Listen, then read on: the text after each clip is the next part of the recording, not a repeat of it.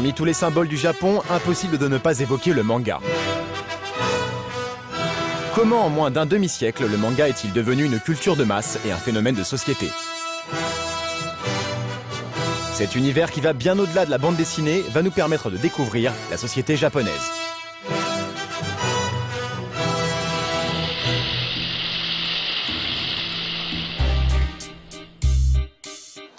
Pour débuter notre voyage au cœur de la mangatitude, le plus simple est peut-être tout simplement d'aller faire les boutiques. C'est le point de départ idéal pour prendre la mesure du phénomène manga. Et nous ne sommes pas les seuls à avoir eu cette idée. Dans ce centre commercial, nous retrouvons deux touristes venus de France. Pour Damien et Nassim, c'est le premier voyage au Japon. Une destination qu'ils n'ont pas choisie au hasard.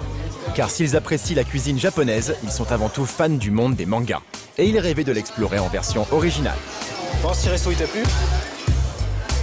On découvre chaque jour de nouvelles choses, de nouveaux endroits, tous plus beaux les uns que les autres. Et c'est vrai qu'on apprécie, enfin pour moi, j'apprécie beaucoup ce que j'y trouve. C'est le voyage le plus hallucinant que j'ai jamais fait. Ouais. Vraiment un dépaysement incroyable. La culture est totalement différente de chez nous. C'est quoi là? C'est pas bon là. Tokyo, c'est le paradis des fans de manga. Et ici, Damien n'est pas perdu, il visite la ville comme un vrai connaisseur. Donc là, qu'est-ce que ça te fait d'arriver à Nakano Broadway? C'est impressionnant. C'est impressionnant.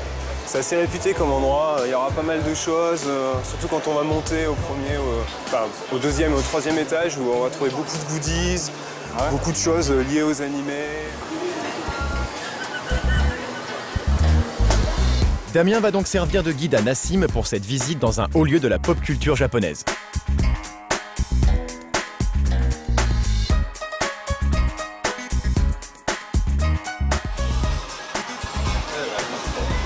Donc là, on arrive devant le fameux magasin Mandarake, donc connu un petit peu de tous les fans de culture japanime, manga.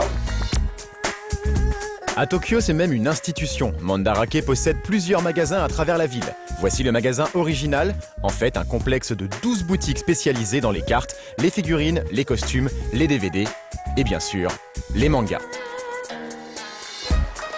Pour que l'on puisse filmer dans le magasin, le manager nous autorise à entrer avant l'ouverture, l'occasion d'une séance de shopping privée. C'est une petite visite privée, une petite avant-première là en fait. Une petite avant-première, tout à fait, ouais, c'est excellent. Et c'est juste incroyable, déjà la grandeur de la Je boutique. pense qu'on a l'équivalent de tout Paris en manga ici. Oh là là. C'est assez impressionnant. Mandarake, c'est tout simplement le plus grand magasin de manga au monde. Série en cours, dernière nouveauté ou grand classique, tout est là. Et là, il y a quelque chose qu'on connaît bien. Il y a toute une série de Dragon Ball que je pense ça va parler à pas mal de gens, je pense. Il faut voir ici la fresque. Alors moi je me rappelle que quand j'étais jeune, j'avais une boutique près de chez moi qui les vendait donc en japonais comme ça, on pouvait les avoir, alors on les payait relativement cher, mais pour connaître la fin de Dragon Ball, bon bah on les achetait pour ne serait-ce que regarder les images et apprécier le dessin. Mais au Japon, le manga n'est pas tout de suite vendu en album relié. C'est d'abord sous forme de magazines que sont publiées les histoires. Et le plus connu de ces magazines, c'est Shonen Jump. Donc le Weekly Jump de la semaine puisqu'il sort tous les lundis. Il s'en vend près de 3 millions d'exemplaires par semaine. Recueil des sorties de la semaine, c'est ça? Voilà, donc tu vas avoir le nouveau chapitre de One Piece, le nouveau chapitre de Toriko. Donc le japonais classique, il vient, il passe Il paye 240 yens. Il prend ça, il a ce qu'il faut pour la semaine. Voilà, il lit ça, il lit son nouveau chapitre parce qu'il veut connaître la suite des aventures de One Piece et de Luffy, savoir ce qui se passe. Il le lit, il va lire les autres séries qui l'intéressent. Et même sans comprendre le japonais, c'est un achat indispensable pour tout fan de manga. Alors 240 yens, ça fait 2 euros. Ouais, 2,50 €. Et là, la quasi-totalité des sorties de la semaine, ça fait. Voilà. Arigatou gozaimasu.